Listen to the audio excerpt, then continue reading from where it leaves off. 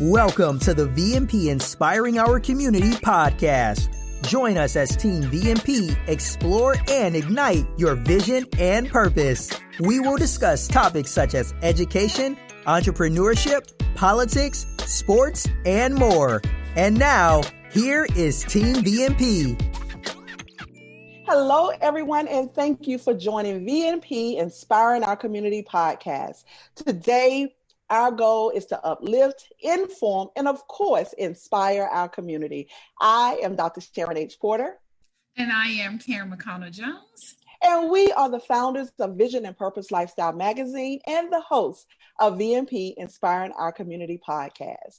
As we do each week, Karen, you know we like to give our updates in the business and education world. What's happening in business? Yes, Sharon, thank you for that. Yes, you know, in the business world, we are in phase 2 of the pandemic. So what is phase 2 looking like? So businesses now are starting to open. In restaurants, you actually can go inside to dine, but still practicing our social distancing. And most restaurant is taking advantage of this beautiful weather and expanding the outside seating. So in certain areas, you are starting to see some retail stores starting to open, but we are doing still curbside services, and we are still practicing social distancing. And even some pools public pools are starting to open, so we can go swimming, but practicing social distancing still. So we are in the beginning of phase 2. Some are starting this weekend, and some will be starting actually next week. So this is just great. We're just starting to move back around a little, but still making sure people, we practice our social distance. We are still together, but in our social distance. What's going on in the education world, Sharon? Absolutely. And so, you know, I think I want to take the time to just say, well, what's upcoming in our July-August magazine for Education is Key. Guys, that next edition is coming out very soon. We are so excited.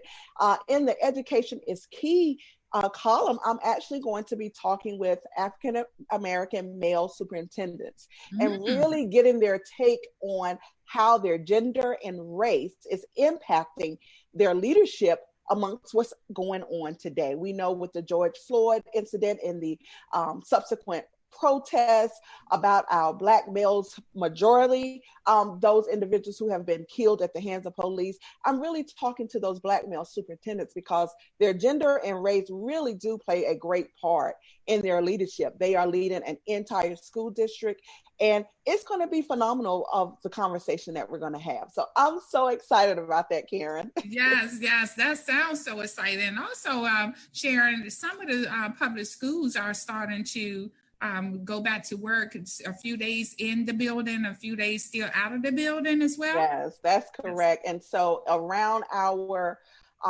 in Maryland anyway, we're on in phase 1. A lot of the counties are in phase 2.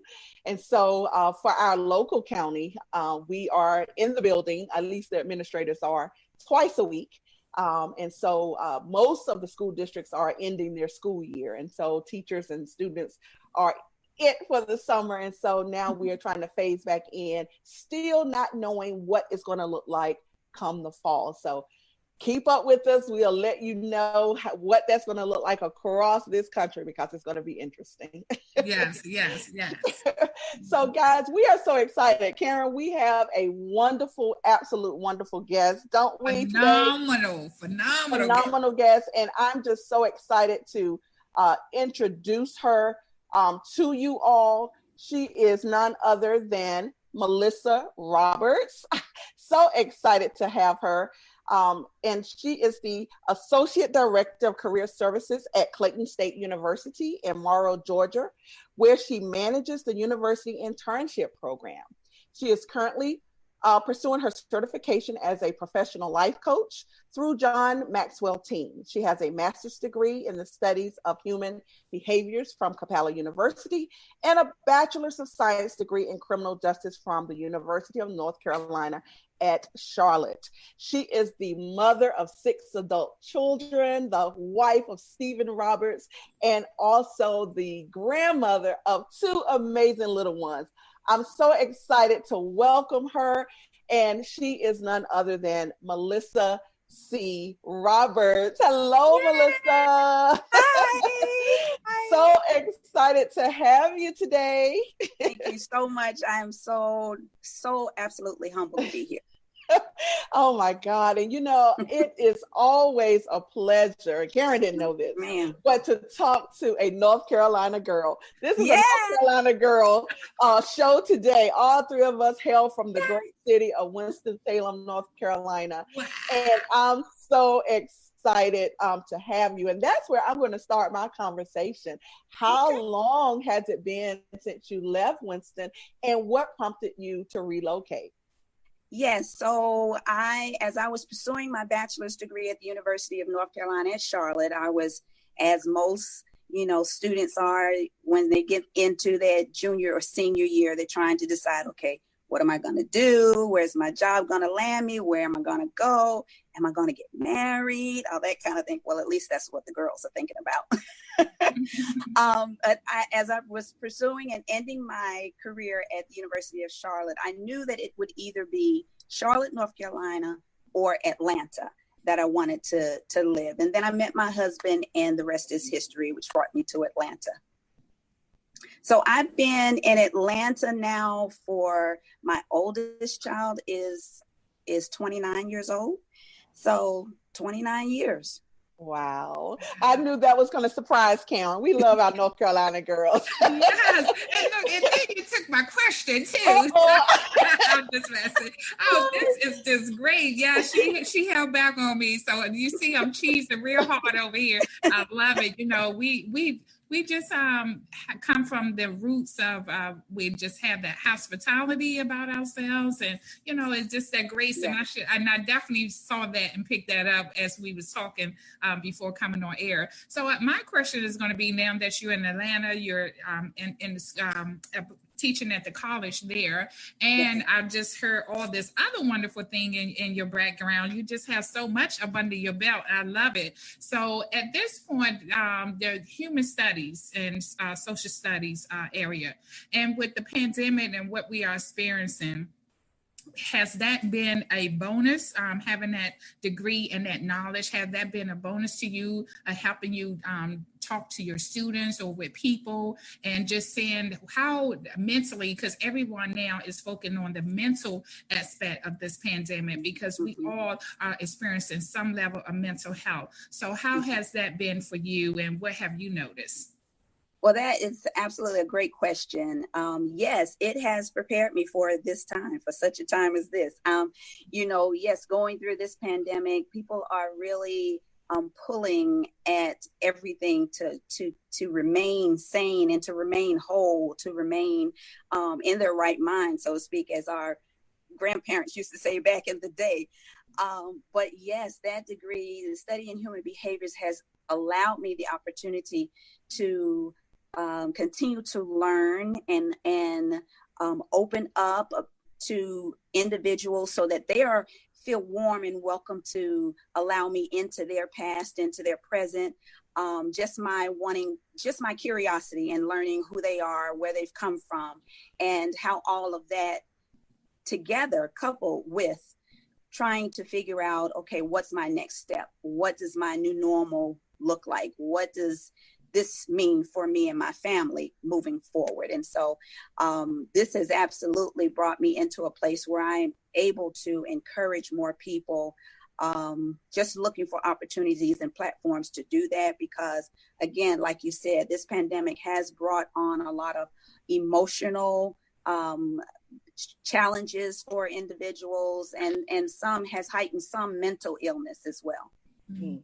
Absolutely. And that, just speaking of that, Melissa, you recently started Tea Time with Melissa, your podcast, and it's just so encouraging and so inspirational. And that actually was birthed through the pandemic. Right. So talk a little bit about that. Yes. So as I was, I'm one of my strengths is learner. So I'm constantly trying to better myself and the people around me, trying to encourage them to do that. So as things were looking very, I noticed for many of my loved ones and my friends, my colleagues were looking very how do I say, just not knowing the future, not knowing what to expect out of the COVID-19 and the pandemic. I knew that this was my time to really activate the gift in encouragement. And that was where Tea Time with Melissa birthed. It was really as simply out of wanting to encourage people that I'm connected with on social media, just encourage them to live today to your fullest. Think about those things now that you have time to focus. Think about those things that you are more interested in doing, those things that you've put on the back burner because life was just so busy. Now this is a time to come together. This is a time for your families to come together. I tell people all the time, and as I'm helping to encourage people, I have not seen so many families since this pandemic has started, so many families actually interacting and engaging outside of the home. So I see dads and daughters playing basketball outside. I see husbands and wives and children walking in the evening together. And it has just really spawned some fantastic interaction with family. And I think that is where it all starts from. Everything who we are, it all started from our families, where we were birthed in, what things in our families were taught to us, were ingrained in us as children, and how we kept some of those things alive. So yes, Tea Time with Melissa has come out of the pandemic. I'm so excited about that podcast that is happening. And just exactly what you said, Dr. Sharon, it is there to encourage, to motivate people to understand that you have absolutely everything inside of you to move forward and to grow. And so that's what Tea Time with Melissa does. Oh, wow. Yes. Well, I would be tuning in. Good. Yes, this is great. And we need this in where we are right now. We need this. Sharon, this was a great concept. She wanted to come up and was like, Karen, we need to, that's what we all about, inspiring our community. So we need shows like this in this time. And yes, and I have noticed that family are spending more time together, because in our normal, pre-normal, everyday hustle and bustle, we don't get the chance to spend as much quality time. You're right. You're seeing families going on long walks together and, they plan together, teaching the little ones how to ride the bike for the first time. It's just wonderful to see. So, and we actually want to start going on a campaign, and we started in our last edition showing that even in our social distancing, we still showing togetherness, even in our social distance. And you're just proving that point. And also you're a life coach. So this is just wonderful. You just being able to give that inspiration, encouragement moment. So how has that been now where we are? How has the life coach in you it just seems like you are just now just at another level with it. I think you're in your passion, you're in your purpose. So you understand the pressure, time and moment that it needs to have. So how have you been able to increase that in your clients to still stay positive, still stay hopeful, still stay in their purpose in spite of the challenges that we are going through right now? Yeah, well, I would have to say helping them to remain focused, to remain focused in the now, understand what your goal is, what is your dream, what is that thing that you aspire to be in this life, and what are you doing to get there? And so it really is all about keeping that focus on my long-term goals. And even making sure that as you're looking towards that long-term, understanding that I could be doing some things now every day that is on that journey to help me reach that long-term goal. So I really have been focusing on keeping my clients focused, the students that I interact with, stay focused. This is just a season. So we're going to continue to plan, right? We're going to continue to set goals. We're going to continue to write those things down in our journals and keep working towards that long-term goal. I love